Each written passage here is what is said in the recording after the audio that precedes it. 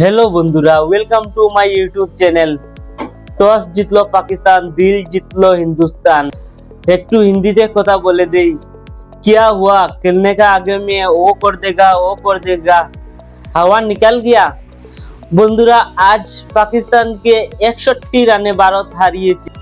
এটা শুধু T20 world cup নয়, এক ধরনের ফাইনাল ম্যাচ বলতে পারেন। কারণ পাকিস্তান আমাদেরকে অনেক কিছু বলে দিয়েছিল, বলছিল ও করে দেগা, এই করে দেগা, সেই করে দেগা। শেষ পর্যন্ত কি হলো, একদম ফ্লপ হয়ে গেলেন। বন্ধুরা আজ পাকিস্তান টসে জিতে ফিল্ডিং করার সিদ্ধান্ত নিয়েছিলেন এবং ভারত ওপেনিং এ আসেন অভিষেক শর্মা এবং ঈশান কিশন। অভিষেক শর্মা শুরুতে আউট হয়ে গিয়েছিল, আমরা ভাবছিলাম আজ যেন কিছু তো হয়ে যাবে, কিন্তু ঈশান কিশন যে পারফরমেন্স দেখালেন, উফ, পুরো তুফান উঠিয়ে দিলেন মাঠের মধ্যে। বন্ধুরা একটা কথা আপনাদেরকে বলে দেই, এই পিচটা ছিল কঠিন পিচ, কোনো ব্যাটসম্যানরাই সহজে রান তুলতে পারে না, কিন্তু তার মধ্যে আমাদের ঈশান কিশন রান করে দেখিয়েছেন। 40 বলে 77 রান করছেন, ও বি পুরো বিশ্বের সামনে। তিনি তো হচ্ছেন আসল হিরো, বাকি সব ব্যাটসম্যানদের জন্য একটু কঠিন হয়ে গিয়েছিল। যাই হোক বন্ধুরা, শেষ পর্যন্ত ভারত 175 রান তুলতে সক্ষম হয়েছিল। যেভাবে পাকিস্তান ব্যাট করতে মাত্র 13 রানে 3টি উইকেট পড়ে যায়, আমাদের বুমরা, হার্দিক পান্ডিয়ার বড় জানতে পারছেন না তারা। এমনকি তারা যেভাবে শুরু করেছিলেন, মনে হচ্ছে যেন 250 রান চেস করতে, শুরুতেই তাদের একজন করে উইকেট পড়তেই যায়।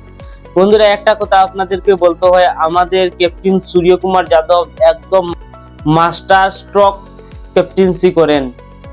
এখানে দেখুন, সূর্যকুমার যাদব সব বোলারদেরকে নিয়ে বোলিং করিয়েছেন। এমনকি সবচেয়ে হাসির বিষয়, শেষ পর্যন্ত রিঙ্কু সিংও বোলিং করলেন এত বড় একটা হাই ভোল্টেজ ম্যাচের মধ্যে।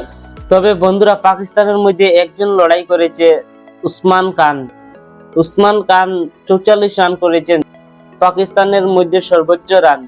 বন্ধুরা পাকিস্তান কখন ম্যাচ থেকে আউট হয়ে গিয়েছে আমি আপনাদেরকে শুরুতে যখন 13 রানে উইকেট পড়ে গিয়েছিল, তখন পাকিস্তান ম্যাচ থেকে বাইরে হয় না।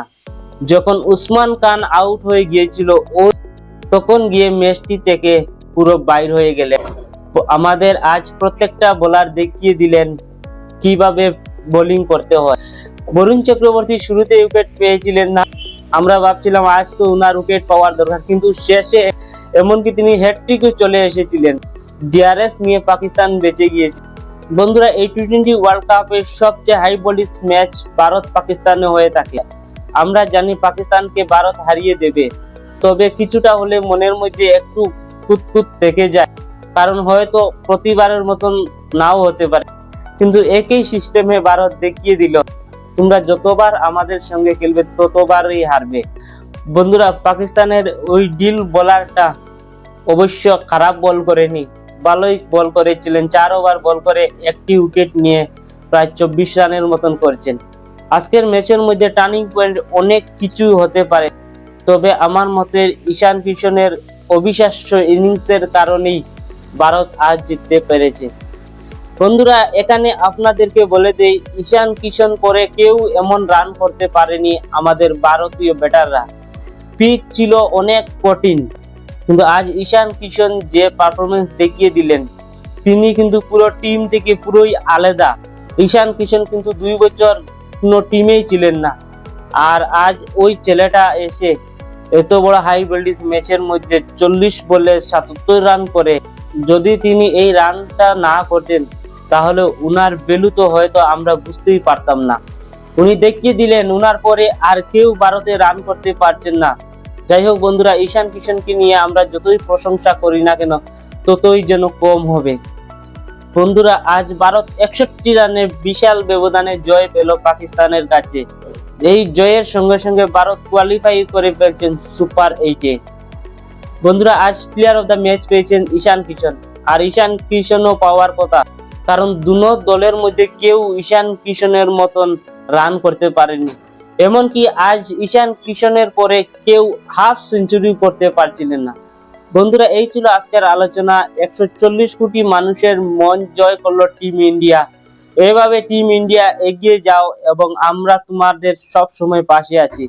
ধন্যবাদ, টাটা। আবার দেখা হবে, নতুন ভিডিও নিয়ে আসবো। ভিডিওটি ভালো লাগলে লাইক করবেন আর অবশ্যই চ্যানেলটিকে সাবস্ক্রাইব করে রাখবেন। জয় হিন্দ, বন্দে মাতরম।